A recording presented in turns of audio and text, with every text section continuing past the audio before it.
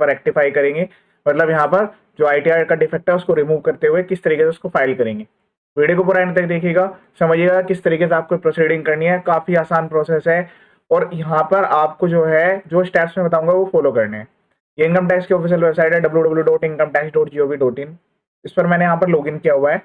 Pending action में जाना है, ई प्रोसीडिंग्स में जाना है। काफ़ी सारे ऐसे पर्सन हैं इनके ITR डिफेक्टिव हो गए लेकिन उन्हें जो है मेल पर कम्युनिकेशन नहीं आया और ना ही मैसेज में गया है ये चीज़। तो ITR को डिफेक्टिव होने के अलग अलग रीजन हो सकते हैं। सबसे पहला रीजन है कि आपने ITR फॉर्म गलत भर दिया। आपको ITR 2 या 3 में जाना था, आपने ITR 1 भर दिया, या ITR 4 में जाना था, ठीक है। तो इस तरीके से आपकी ITR जो है वो डिफेक्टिव हो जाएगी। नेक्स्ट रीजन क्या है, गलत सेक्शन में TDS कटा हुआ था। जैसे आपने जो है ये चीज ध्यान नहीं दी, रेंट का TDS आपका कटा हुआ था और आपने अपनी ITR में रेंट की इनकम ही नहीं दिखाई, तो इनकम का हेड गलत हो गया, इसलिए आपकी ITR डिफेक्टिव हो गई। कोई स्पेशल इनकम आपकी ITR में आनी थी, जैसे कि वर्चुअल डिजिटल एसेट्स या विनिंग इनकम या कोई भी किसी भी टाइप की इनकम हो सकती है, तो उसकी ITR अलग है, ITR 2 या 3 है, पर आपने वो इनकम नहीं दिखाई। 26 एस में उसका TDS कटा हुआ है। यहाँ पर 26 एस ओपन करके मैं आपको दिखाता हूँ। इस केस में जो है जो ITR फाइलर है उसने क्या मिस्टेक करी है वो यहाँ पर पहले देख लेते हैं ताकि आपको आसानी से समझ में आए। यहाँ पर क्लिक करना है, प्लेसमेंट ईयर 24-25 सेलेक्ट कर लेना है। तो यहाँ पर आप ध्यान से देखिएगा, जो ITR है उसमें ये जो सेक्शन है 194S, इसका ध्यान नहीं दिया गया। ये वर्चुअल डिजिटल एसेट्स पे आपका जो है TDS कटा हुआ है। इसके लिए जो अमाउंट है वो इरेलीवेंट है। अगर यहाँ पर 100 रुपीज भी आ रहे हैं, मतलब 100 रुपीज भी अगर आ रहे हैं, तो भी आपको सही ITR ही भरनी है। अब इस पर्सन की ITR डिफेक्टिव हुई है क्योंकि इन्होंने जो है यहाँ पर ITR 1 फाइल करी हुई है। तो ITR 1 का ये केस ही नहीं है, गलत ITR उन्होंने फाइल कर दी और जो रिफंड है वो भी क्रेडिट नहीं हुआ। काफी सारे लोगों के इस बार रिफंड जो है वो इसी वजह से प्रोसेस नहीं हो रहे हैं कि उनकी जो ITR है वो डिफेक्टिव में चली गई है। ITR 1 और ITR 4 फाइल करना तो काफी आसान है, आपने जो है किसी की हेल्प से या खुद से उसको फाइल कर लिया होगा। लेकिन ITR 2 या 3 में भी थोड़ा टाइम लगता है, लेकिन आप उसको भी खुद से फाइल कर सकते हैं। एक चीज मैं यहाँ पर आपको बता देता हूँ, काफी सारे लोगों के ऐसे मेल्स भी आए हैं कि सर ITR डिफेक्टिव हो गई, ITR का रिप्लाई दे दिया। मैं यहाँ पर अभी बताऊंगा रिप्लाई कैसे देना है। इसमें 15 दिन का टाइम होता है, लेकिन उसमें भी कोई टेंशन वाली बात नहीं है। 15 दिन ऐसे एक्सपायर होते हैं, फिर आपको एक बार और चांस दिया जाता है कि आपके ITR डिफेक्टिव है, फिर वो दोबारा से 15 दिन आपको दिए जाते हैं। लेकिन आपका जो रिफंड है वो जब तक होल्ड रहेगा या जब तक आपको नहीं मिलेगा, जब तक कि ITR प्रोसेस नहीं हो जाती। तो इसका जो ITR का डिफेक्ट है उसको सही करना जरूरी है।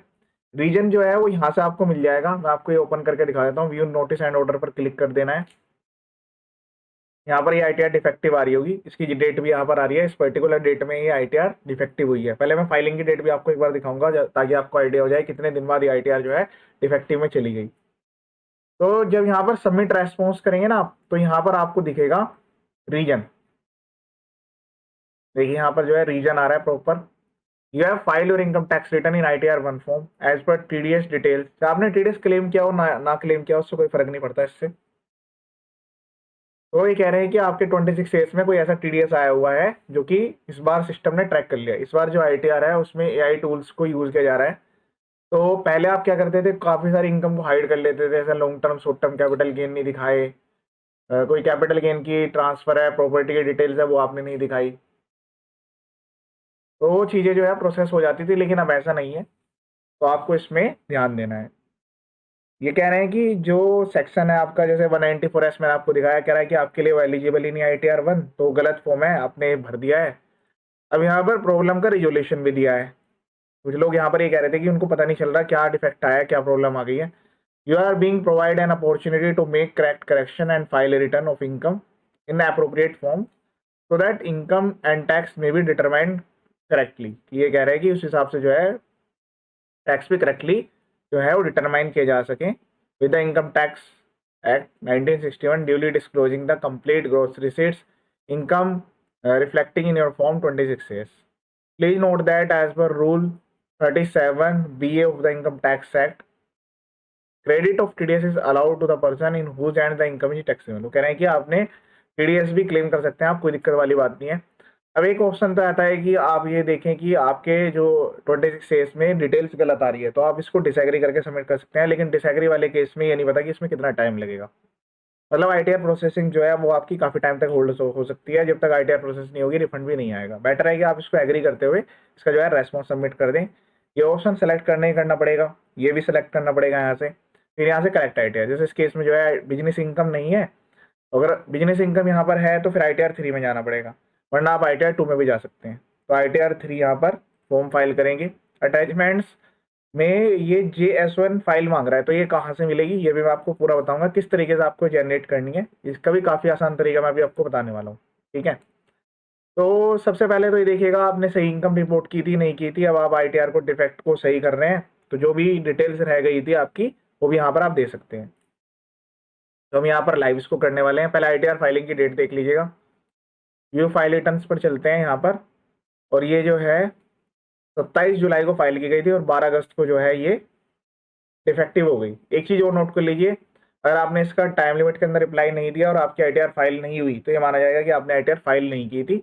तो इस साल के लिए कहीं पर आपको आईटीआर देनी पड़ी है, जरूरत पड़ी तो वो नहीं दे पाएंगे। और दूसरा जो आपकी लाइबिलिटी है उसके लिए आपको बाद नोटिस भी आ सकता है कि आपकी ये इनकम है, आपने आईटीआर फाइल नहीं करी, तो उसके भी पेनल्टीज और जो भी टैक्सेस हैं वो एप्लीकेबल है। चलिए यहाँ पर जो है इसके आईटीआर को जो डिफेक्टनेस है उसको दूर करते हैं यहाँ पर। तो सबसे पहले हमें क्या करना पड़ेगा, ये जो यहाँ पर मेरी JSON फाइल है ये मैं डाउनलोड कर लेता हूँ। JSON फाइल की हेल्प से काफ़ी यहाँ पर हेल्प मिल जाएगी। डेस्कटॉप पर मैं इसको डाउनलोड कर लेता हूँ, तो मैंने यहाँ पर ये जो है डाउनलोड कर ली। ठीक है, इसके बाद ये जो फॉर्म है ये भी एक बार डाउनलोड कर लेंगे। तो इसमें क्या होगा, यहाँ पर आइडिया मिल जाएगा कि इस पर्सन ने अपनी इनकम में क्या क्या दिखाया था। बिजनेस इनकम तो नहीं आया तो आईटीआर 2 में जा सकते हैं आराम से, कोई दिक्कत वाली बात नहीं है।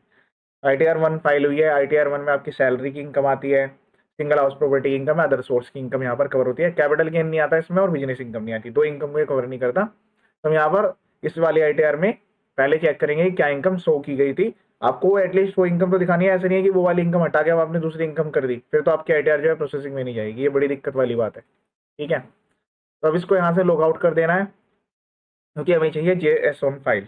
JSON के लिए हमें क्या करना पड़ेगा, यहाँ पर क्लिक करके देखिए ये होम पेज है इसका, ये होम पेज इस टाइप से दिखता है।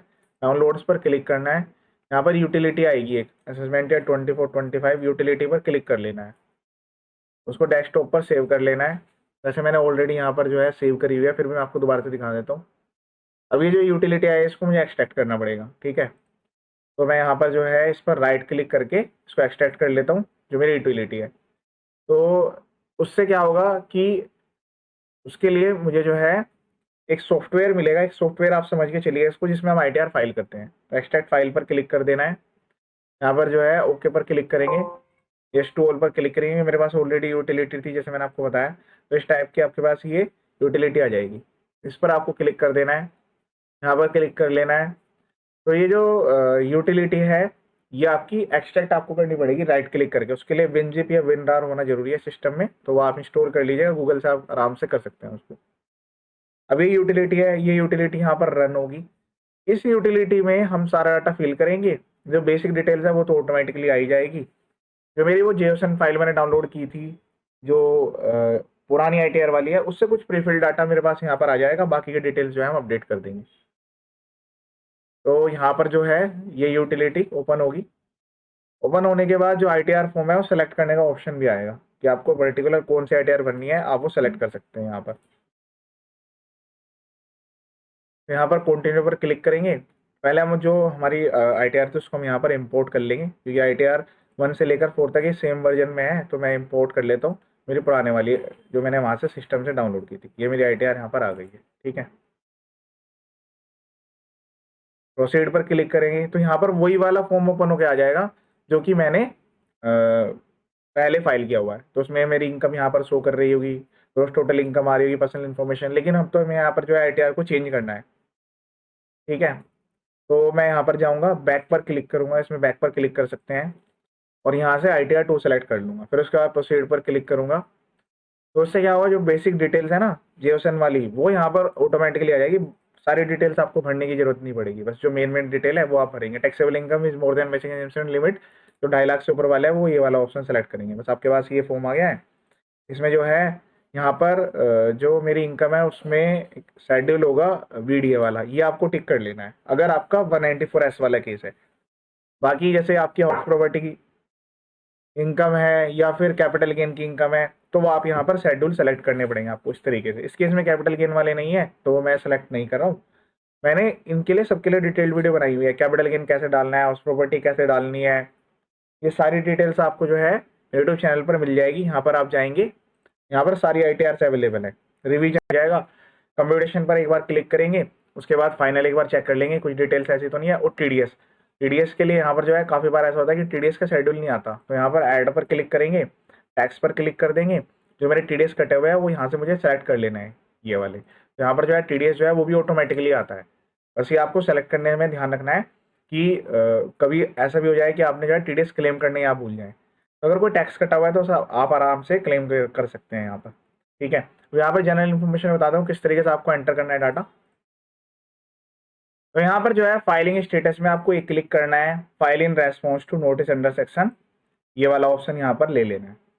उसके बाद यहाँ पर 139.9 आ रहा है, ओरिजिनल रिटर्न की बात हो रही है, डेट की बात हो रही है यहाँ पर, और unique document identification number, date तो मैंने आपको बताई थी, ऑर्डर जो है जिस दिन पास हुआ है। तो यहाँ से जो है ओरिजिनल जो ITR है उसकी यहाँ पर कॉपी कर लेंगे, एक्नॉलेजमेंट नंबर यहाँ से कॉपी हो जाता है आराम से डाटा, और फाइलिंग की डेट है 24, ये हम यहाँ पर एंटर कर देंगे। तो ये मैंने इस तरीके से, और यहाँ पर डेट तो सेलेक्ट करने का ऑप्शन आता है, तो आपको सेलेक्ट ही यहाँ पर करना पड़ेगा। अब ये जो नोटिस है ये हमें कहाँ से मिलेगा, तो मैं फिर से आपको वहीं लेकर, यहाँ पर जाना है, पेंडिंग एक्शन में प्रोसीडिंग्स में जाना है, और यहाँ पर जो है डिफेक्टिव का जो नोटिस है वही आपको यहाँ पर मिल जाएगा। तो यहाँ पर आप जैसे क्लिक करेंगे, उसके बाद सबमिट रेस्पॉन्स पर क्लिक करना है, तो यहाँ पर ये डॉक्यूमेंट का नंबर आता है पूरा का पूरा, यहाँ से इसको कॉपी कर सकते हैं आराम से। तो ये कॉपी कर लीजिएगा यहाँ से, और डेट है इसकी यहाँ पर 12 अगस्त, ये आपको एंटर करनी है इसी में। यहाँ पर ये डिटेल्स एंटर हो जाएगी, ये डिटेल्स यहाँ पर आ गई है, और यहाँ पर जो है 12 जो है अगस्त को यहाँ पर जो है ये नोटिस आया है। बाकी इस फॉर्म में जो डिटेल्स हैं वो जैसे नॉर्मल ITR 2 में सेलेक्ट करनी होती है, रेजिडेंशियल स्टेटस यहाँ पर आपको लेना होता है, ये वाले स्टेटस में सभी के लिए नो होता है वैसे तो, पर लेकिन आप एक बार चेक कर लीजिएगा, अगर आपके स्टेटस में स्पेशल है, स्पेशल कैटेगरी है, तो आपको यस पे क्लिक करके डिटेल्स एंटर करनी होगी। डायरेक्टरशिप भी किसी आप कंपनी में डायरेक्टर हो सकते हैं, यस करेंगे, फिर उसके बाद डिटेल्स एंटर होगी। अनलिस्टेड इक्विटी शेयर्स, अगर किसी अनलिस्टेड कंपनी के इक्विटी शेयर्स हैं उसकी भी डिटेल यहाँ पर आएगी। उसके बाद यहाँ पर सेव पर क्लिक करना है, एक बैंक अकाउंट आपका ऐड होना मैंडेटरी है, फिर उसके बाद कंफर्म पर क्लिक करके सेव करेंगे। तो यहाँ पर कंफर्म पर आपको क्लिक करना है, डाटा को आपको सेव कर देना है। बाकी आपके सारे शेड्यूल्स सब रेडी हैं। उसके बाद यहाँ पर टैक्स पेड मैंने आपको बताया था, एक बार इसको ओपन करके आपको चेक कर लेना है, जितने भी आपके TDS हैं, TCS हैं, वो सब कुछ यहाँ पर दिखाई देते हैं। ठीक है, इस केस में यहाँ पर ऑटोमेटिकली आ रहा है, लेकिन आपको सेलेक्ट करना पड़ेगा कि आपने किस हेड के अंडर में इसको दिखाया है। ठीक है, जैसे यहाँ पर जो है कैपिटल गेन वाले में गया है, क्योंकि हमने वर्चुअल डिजिटल एसेट्स के मोड में एंटर किया है, तो वो यहाँ पर सेलेक्ट करने की ऑप्शन आती है, वो यहाँ पर आपको सेलेक्ट करना पड़ेगा। तो एडिट पर क्लिक करके ये डिटेल्स जो है यहाँ पर इनकम फ्रॉम कैपिटल गेन इसको सेलेक्ट कर लेना है, सेव पर क्लिक करके सेव कर देना है। तो यहाँ पर आप देख रहे होंगे जो इनकम है वो इस अकॉर्डिंग यहाँ पर है कि जो टैक्स है वो ऑटोमेटिकली कम आ रहा है। ठीक है, तो यहाँ पर जो रिफंड है वो ऑटोमेटिकली बन रहा है, जो भी TDS कटा हुआ है पूरा पूरा रिफंड बन गया है।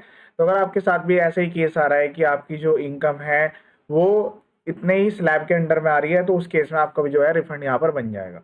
ठीक है, लेकिन काफ़ी केस ऐसे होंगे जहाँ पर इनकम हायर लेवल पर आ रही होगी, तो उस केस में यहाँ पर जो है रिफंड नहीं बनेगा। इस केस में जो है इनकम जो है इतनी नहीं आ रही है, तो इसीलिए यहाँ पर जो है रिफंड बना है, क्योंकि अमाउंट इतना रिसीव आप देख रहे होंगे 18,000 रुपीज़ का यहाँ पर अमाउंट रिसीव हुआ है, उस पर इनकम जो है तो इतनी हैवी इनकम यहाँ पर नहीं आई हुई है। उसके बाद प्रीव्यू रिटर्न पर क्लिक करना है, प्रोसीड टू वैलिडेट करना है, और यहाँ से JSON डाउनलोड करनी है। मैं उस पेज तक आपको यहाँ पर प्रोसीड करके बताता हूँ, फिर यहाँ पर डायरेक्ट JSON हम अपलोड करेंगे वेबसाइट पर। देखिए यहाँ पर जो है प्रोसीड टू वैलिडेट वाले पेज तक हम यहाँ पर आ चुके हैं।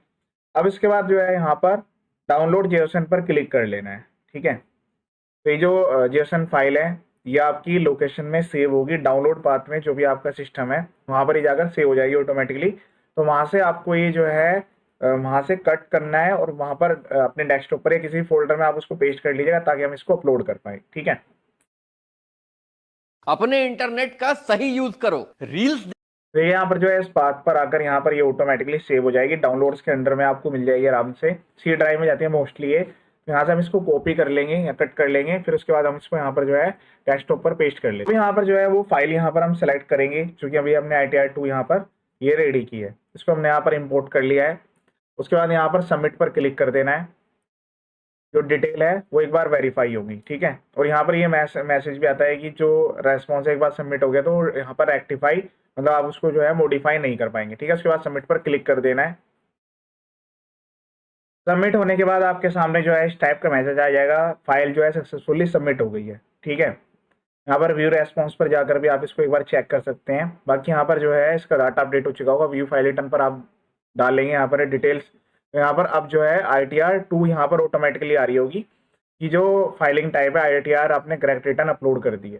ठीक है, अब इसको प्रोसेस होने में जो टाइम लिमिट है ITR-2 के अकॉर्डिंग यहाँ पर टाइम